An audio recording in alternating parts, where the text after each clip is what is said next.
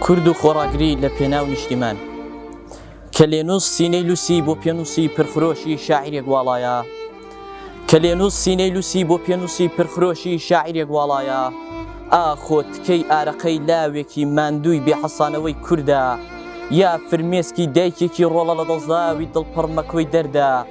یا تکەی شەونەمێکی پەڕناسکی دڵتەڕە بە هەستەوە دەڕژێتە سەر و لاپەڕە دەبگوڕێنە و بگرمێنە و بلرفێنە و بەهاڕێنە و بەهاژێنە و بەدەنگ بێنە دەنگی نووسوی ئەو گەرۆ ئیشکانەی دەنگیان لە خەفەتخانەی سینەدا حەبسە و پلۆمپی لێدراوە.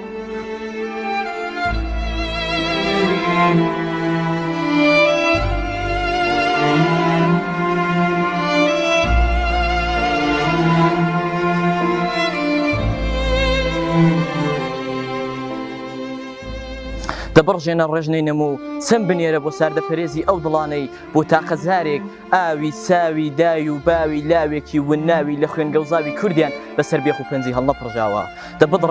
دەبدڕێنە قڵفەی تەم و تاریخەمیش جوابگۆ دابێنە موچەم و چەندین یەمیش چون ئەقیانۆسی وەک ئارام و وەک ئەتلەسی گەرەکە جوابدانەوەی ئەو خوێنانەی بە بەهانەی بێنیشانەی کوردایەتی ڕژان و بوون بە هەوری زەوری دەوری ئەو ئاسوێ خوێناویە.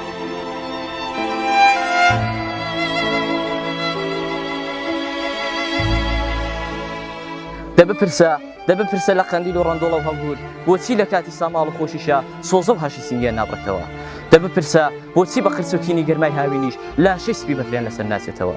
من پێت ناڵێم خۆیان دەڵێن ئاڵای واڵای کفنی باڵای شەهیدانە ڕەنگی سپی ڕۆنەوە بەفرن ئەوسا ئاخۆ دوورە ناخێکی خەوتووە سۆزە و هاشی دەنگی نەمبن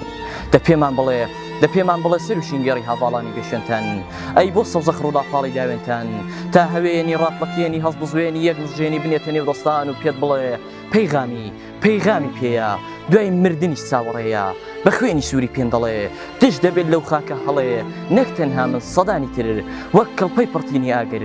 گیان دەبەخشین بۆ کوردستان چۆک دانادەین بەڕاوەستان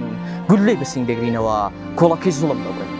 سەریش بدەین لە بنایین چون خاوەنی هێزی پایین تا سەر ڕوونی لێدا دڕێ داوێن سەوزی لێ نابڕێ دش بەلێژم پێش داگرێ سۆڕەی لوتنی پێ ناسڕێ تکەی لوتکەی ئەم ڕۆنۆیە لاشەی خوێناوی ئاسۆیە تکە مایشینی بوونە خوێنیش پاییژینی ڕوونە خوێنیش پاییژینی ڕوونە.